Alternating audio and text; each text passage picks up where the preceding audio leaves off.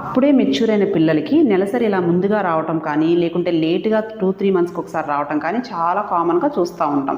ఇదేమన్నా ప్రాబ్లమ్ అనే విషయానికి వస్తే ఇది జనరల్గా ఇబ్బంది ఏమి ఉండదండి. మెయిన్గా మనకి బాడీలో హార్మోన్ సిస్టమ్ అంటే హైపోథలామో పిట్యూటరీ ఓవేరియన్ యాక్సిస్ పూర్తిగా డెవలప్ అవడానికి ఆడపిల్లలు మెచ్యూర్ అయిన తర్వాత కూడా ఒక 1-1.5 ఇయర్ టైం పడుతుందన్నమాట. ఈ లోపల ఓవ్యులేషన్ అంటే ఎగ్ రిలీజ్ అనేది ఉండదు కాబట్టి దీన్ని మనం యానోవలేటరీ సైకిల్స్ అంటాం అనమాట. కాబట్టి ఈ లోపల ఇర్రెగ్యులర్గా రావటం అనేది ప్రాబ్లం కాదు.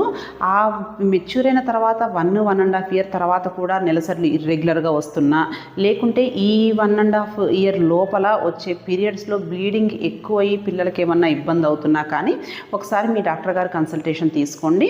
అండ్ మెయిన్గా ఈ ఏజ్ పిల్లలలో healthy diet, fresh fruits, vegetables ఇస్తూ వాళ్ళకి బాడీకి ఎక్సర్సైజ్ ఉండేటట్టు హెల్దీ లైఫ్ స్టైల్ చూసుకుంటే ఇర్రెగ్యులర్ నెలసరిలు ముందు ముందు అవ్వకుండా ఉంటాయి. ఓకేనా? Thank you.